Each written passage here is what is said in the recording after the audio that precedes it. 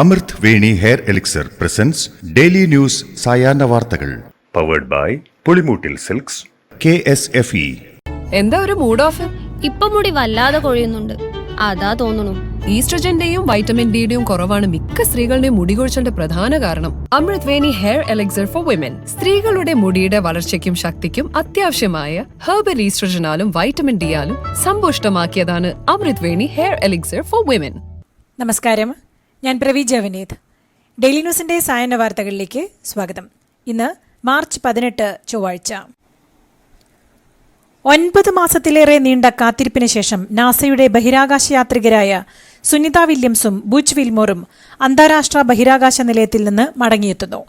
ഇരുവരും ഉൾപ്പെടുന്ന ക്രൂ 9 ദൌത്യസംഘത്തെയും വഹിച്ചുകൊണ്ട് space X freedom dragon capsule അന്താരാഷ്ട്ര ബഹിരാകാശ നിലയത്തിൽ നിന്ന് ഇന്ന് രാവിലെ ഇന്ത്യൻ സമയം 10:35 പുറപ്പെട്ടു. ക്രൂ 9 സംഘത്തിൽ സുനിതയ്ക്കും ബുച്ചിനും പുറമെ നിക് ഹേഗ്, അലക്സാണ്ടർ ഗോർബനോവ് എന്നിവരും ഭൂമിയിലേക്ക് മടങ്ങുന്നുണ്ട്. കണ്ണൂർ വിമാനത്താവളത്തിന് ഭൂമി ഏറ്റെടുക്കാൻ സമയബന്ധിതമായ നടപടികളാണ് സ്വീകരിച്ചിട്ടുള്ളതെന്ന് മുഖ്യമന്ത്രി പിണറായി വിജയൻ. ഇക്കാര്യത്തിൽ ബന്ധപ്പെട്ടവരുമായി വിശദമായി ചർച്ച ചെയ്യുന്നതിന് മുഖ്യമന്ത്രി തലത്തിൽ ഈ മാസം യോഗം ചേരാൻ തീരുമാനിച്ചിട്ടുണ്ടെന്നും അദ്ദേഹം പറഞ്ഞു. നിയമസഭയിൽ പ്രതിപക്ഷ നേതാവ് VD സതീശൻ, KV സുമേഷ് എന്നിവരുടെ സബ്മിഷന് മറുപടി പറയുകയായിരുന്നു മുഖ്യമന്ത്രി. വയനാട് ഉരുൾപൊട്ടൽ പുനരധിവാസത്തിൽ 2Bയുടെ അന്തിമ ലിസ്റ്റ് ഉടൻ പുറത്തിറങ്ങും. ഈ ലിസ്റ്റിൽ പരാതി നൽകിയ 30 പേരെ കൂടി ഉൾപ്പെടുത്താൻ സാധ്യതയുണ്ട്. ഇതോടെ ടൌൺഷിപ്പിന് അർഹരായ ദുരന്തബാധിതരുടെ എണ്ണം 430 അടുത്തെത്തിയേക്കും. അതേസമയം 7 സെന്റ് ഭൂമിയും വീടും അല്ലെങ്കിൽ 15 ലക്ഷം എന്ന പാക്കേജിനോട് ദുരന്തബാധിതർ എതിർപ്പ് തുടരുകയാണ്. ഇതുവരെ സമ്മതപത്രം നൽകിയത് 51 പേർ മാത്രമാണെന്ന് അധികൃതർ വ്യക്തമാക്കി. മുഖ്യമന്ത്രി പിണറായി വിജയൻ CPM സംസ്ഥാന സമ്മേളനത്തിൽ അവതരിപ്പിച്ച നവകേരളത്തെ നയിക്കാൻ പുതുവഴികൾ എന്ന രേഖയിലുള്ള നിർദ്ദേശങ്ങളിൽ വിയോജിപ്പ് ഉയർന്നെന്ന് CPM മുഖപത്രമായ പീപ്പിൾസ് ഡെമോക്രസി വെളിപ്പെടുത്തി. ജനങ്ങളെ വിശ്വാസത്തിലെടുത്തേ നിർദ്ദേശങ്ങൾ നടപ്പിലാക്കാവൂ എന്ന് പ്രതിനിധികൾ ആവശ്യപ്പെട്ടതായും പരമ്പരാഗത മേഖലകളെ സംരക്ഷിക്കണം എന്ന നിർദ്ദേശം ഉയർന്നുവന്നുവെന്നും സമഗ്ര ചർച്ചയ്ക്ക് ശേഷമേ നടപ്പാക്കൂ എന്ന് മുഖ്യമന്ത്രി ഉറപ്പു നൽകിയെന്നും പീപ്പിൾസ് ഡെമോക്രസിയിലെ റിപ്പോർട്ടിൽ പറയുന്നു. അഴിമതിരഹിത തദ്ദേശ സ്ഥാപനങ്ങൾ എന്ന ലക്ഷ്യത്തിനായി അഴിമതിക്കെതിരെ പരാതി നൽകാനുള്ള സിംഗിൾ വാട്സ്ആപ്പ് നമ്പർ പുറത്തിറക്കി തദ്ദേശ സ്വയംഭരണ പാർലമെന്ററി കാര്യ വകുപ്പ് മന്ത്രി MB രാജേഷ്. 807 806 6060 എന്ന നമ്പർ ചടങ്ങിൽ മന്ത്രി പ്രഖ്യാപിച്ചു. വകുപ്പിൽ സുതാര്യത ഉറപ്പുവരുത്തുന്നതിലും സർക്കാർ പ്രതിജ്ഞാബദ്ധരാണെന്നും അതിന്റെ ഭാഗമായാണ് വെബ്സൈറ്റ് നവീകരണവും അഴിമതി റിപ്പോർട്ട് ചെയ്യാനുള്ള പൊതു വാട്സ്ആപ്പ് നമ്പറും നടപ്പിലാക്കിയിട്ടുള്ളതെന്നും മന്ത്രി വ്യക്തമാക്കി. ആശാവർക്കർമാരുടെ സമരത്തെ തകർക്കാൻ സർക്കാർ ശ്രമിക്കുന്നുവെന്ന് BJP സംസ്ഥാന പ്രസിഡന്റ് K സുരേന്ദ്രൻ. ആശാവർക്കർമാർക്ക് പിന്തുണയുമായി 27, 28 തീയതികളിൽ സെക്രട്ടേറിയറ്റ് നടയിൽ സ്ത്രീകളുടെ രാപ്പകൽ സമരം സംഘടിപ്പിക്കുമെന്നും ആയിരക്കണക്കിന് സ്ത്രീകൾ സമരത്തിൽ പങ്കെടുക്കുമെന്നും അദ്ദേഹം അറിയിച്ചു.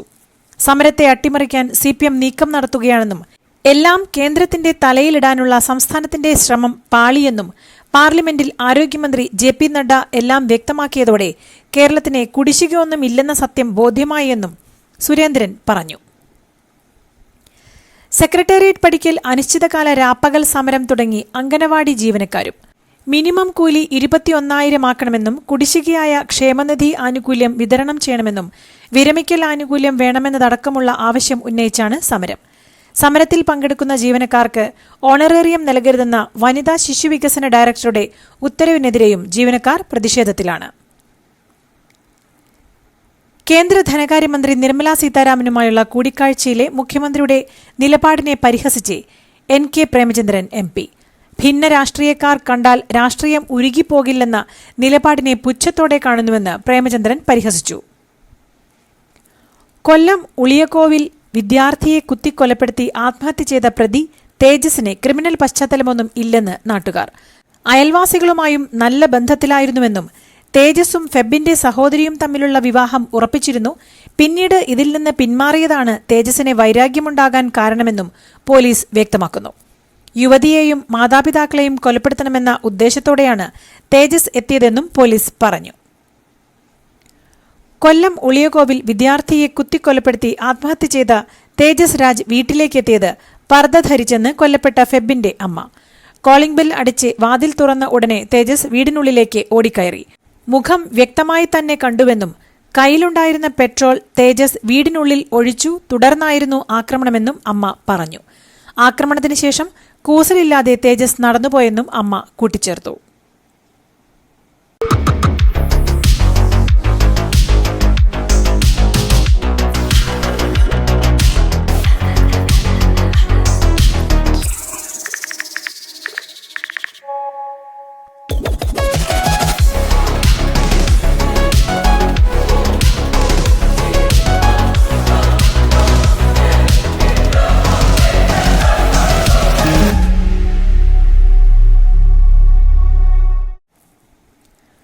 ബൗദ്ധിക വെല്ലുവിളി നേരിടുന്ന കുട്ടികൾക്കായി വിദ്യാഭ്യാസ വകുപ്പിന് കീഴിൽ പ്രവർത്തിക്കുന്ന 93 സ്കൂളുകൾ കൂടി അടച്ചുപൂട്ടൽ ഭീഷണിയിൽ.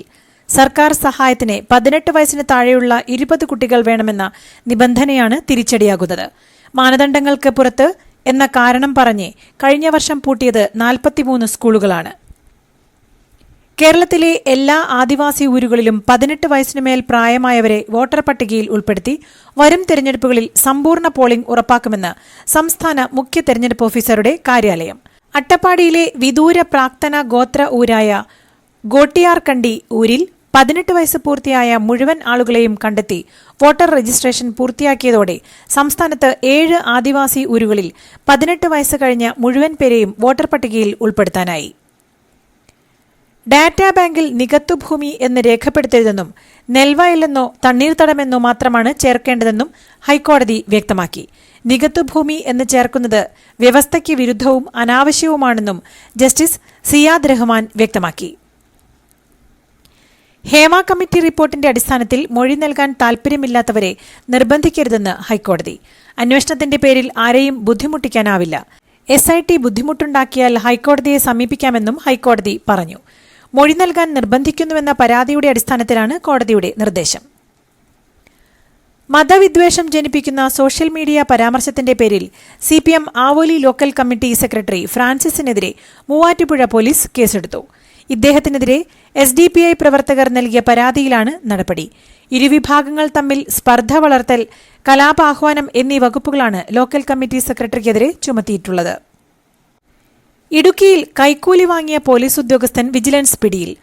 തൊടുപുഴ പോലീസ് സ്റ്റേഷനിലെ ASI പ്രദീപ് ജോസാണ് പിടിയിലായത്. ചെക്ക് കേസിൽ അറസ്റ്റ് ഒഴിവാക്കാൻ 10,000 രൂപ വാങ്ങിയെന്നാണ് കേസ്. സഹായി വണ്ടിപ്പെരിയാർ സ്വദേശി റഷീദും പിടിയിലായി. റഷീദിന്റെ ഗൂഗിൾ പേ വഴി പണം വാങ്ങിയെന്നാണ് വിജിലൻസ് കണ്ടെത്തൽ.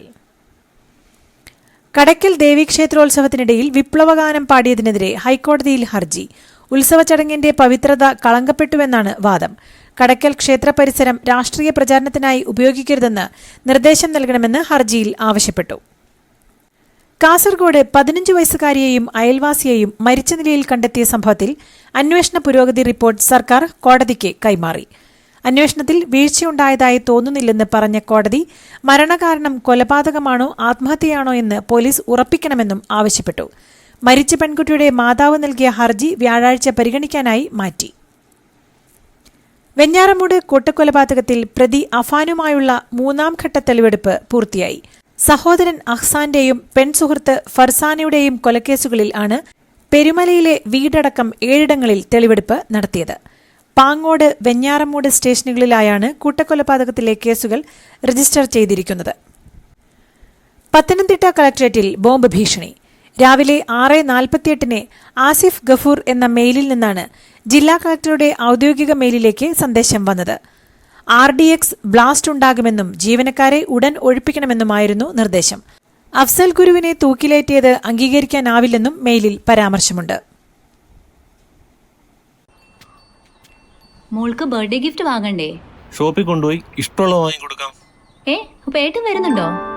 ഗിഫ്റ്റ് കാർഡ് വരും. അതെ, ഓരോ ചിട്ടിയിലും ഒരാൾക്ക് 5000 രൂപയുടെ ഗിഫ്റ്റ് കാർഡ് സമ്മാനം. മെഗാ സമ്മാനമാണെങ്കിലോ പുതുപുത്തൻ ബെൻസ് കാർ. 2ാം സമ്മാനം ഇന്നോവ ക്രിസ്റ്റ, അതും 17 ഇത്തവണ സമ്മാനങ്ങളുടെ നക്ഷത്രത്തിലക്കവുമായി KSFE ഗാലക്സി ചിട്ടികൾ. പാലക്കാട് നെന്മാറ പോത്തുണ്ടി ഇരട്ടക്കൊലക്കേസിൽ അന്വേഷണ സംഘം ഇന്ന് ആലത്തൂർ കോടതിയിൽ കുറ്റപത്രം സമർപ്പിച്ചേക്കും. ചെന്താമര ഏകപ്രതിയായ കേസിൽ പോലീസുകാർ ഉൾപ്പെടെ 133 സാക്ഷികളാണുള്ളത്. 30-ലധികം രേഖകളും ഫോറൻസിക് പരിശോധനാ ഫലം ഉൾപ്പെടെയുള്ള ശാസ്ത്രീയ തെളിവുകളും കുറ്റപത്രത്തിലുണ്ട്. താമരശ്ശേരി പെരുമ്പള്ളിയിൽ നിന്ന് കാണാതായ 13 വയസ്സുകാരിയെ കണ്ടെത്തി. ബന്ധുവായ യുവാവിനൊപ്പം ബാംഗ്ലൂരുവിൽ നിന്നാണ് പെൺകുട്ടിയെ കണ്ടെത്തിയത്. മാർച്ച് 11 രാവിലെയാണ് 8ാം ക്ലാസ് വിദ്യാർത്ഥിനിയായ പെൺകുട്ടിയെ കാണാതായത്. താമരശ്ശേരിയിൽ നിന്നും കാണാതായ 13 വയസ്സുകാരിയെ ബന്ധുവായ യുവാവിനൊപ്പം ബാംഗ്ലൂരുവിൽ നിന്നും കണ്ടെത്തിയ സംഭവത്തിൽ യുവാവിനെതിരെ പെൺകുട്ടിയുടെ കുടുംബം പോക്സോ കേസ് പ്രതിയായ ബന്ധു അതിജീവിതയായ പെൺകുട്ടിയെ ഭീഷണിപ്പെടുത്തി തട്ടിക്കൊണ്ടുപോവുകയായിരുന്നുവെന്ന് ബന്ധുക്കൾ ആരോപിച്ചു. സംസ്ഥാനത്ത് പുതിയ ഉയരം കുറിച്ച് സ്വർണ്ണവില ആദ്യമായി 66,000 തൊട്ടു. ഇന്ന് പവനെ 320 രൂപ വർദ്ധിച്ചതോടെയാണ് സ്വർണ്ണവില സർവകാല റെക്കോർഡിട്ടത്. ഗ്രാമിന് 40 രൂപയാണ് വർദ്ധിച്ചത്. 8,250 രൂപയാണ് 1 ഗ്രാം സ്വർണത്തിന്റെ വില.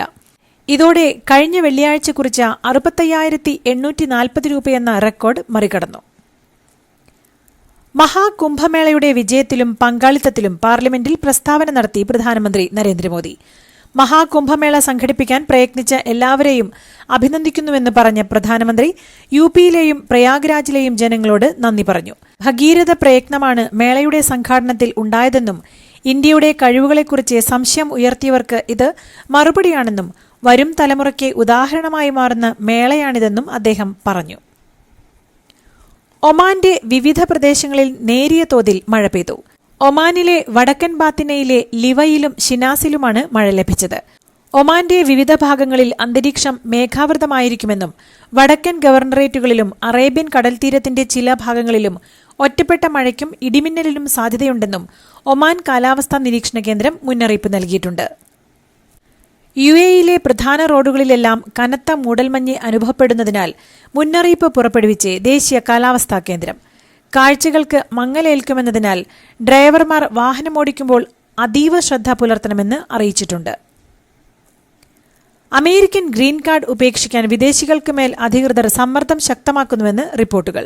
ഇന്ത്യ ഉൾപ്പെടെയുള്ള രാജ്യങ്ങളിൽ പോയി മടങ്ങിയെത്തുന്ന പ്രായമായവരെയാണ് പ്രധാനമായും കസ്റ്റംസ് ആൻഡ് ബോർഡർ പ്രൊട്ടക്ഷൻ ഉദ്യോഗസ്ഥർ ഇങ്ങനെ സമ്മർദ്ദത്തിലാക്കുന്നതെന്ന് ടൈംസ് ഓഫ് ഇന്ത്യ റിപ്പോർട്ട് ചെയ്തു.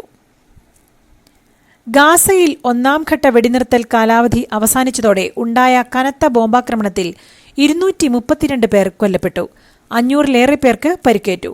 ഹമാസിന്റെ താവളത്തിലാണ് ആക്രമണമെന്നാണ് ഇസ്രായേൽ പറയുന്നത്. എന്നാൽ കൊല്ലപ്പെട്ടവരിൽ നിരവധി സ്ത്രീകളും കുട്ടികളുമുണ്ടെന്നാണ് വിവരം. ഇതോടുകൂടി ഇന്നത്തെ ഡെയിലി ന്യൂസ് സായന്ന വാർത്തകൾ സമാപിക്കുന്നു. ഡെയിലി ന്യൂസിനു വേണ്ടി വാർത്തകൾ വായിച്ചത് പ്രവീജ വിനീത്. DailyNewsLive.in വാർത്തകൾ വിരൽ തുമ്പിൽ.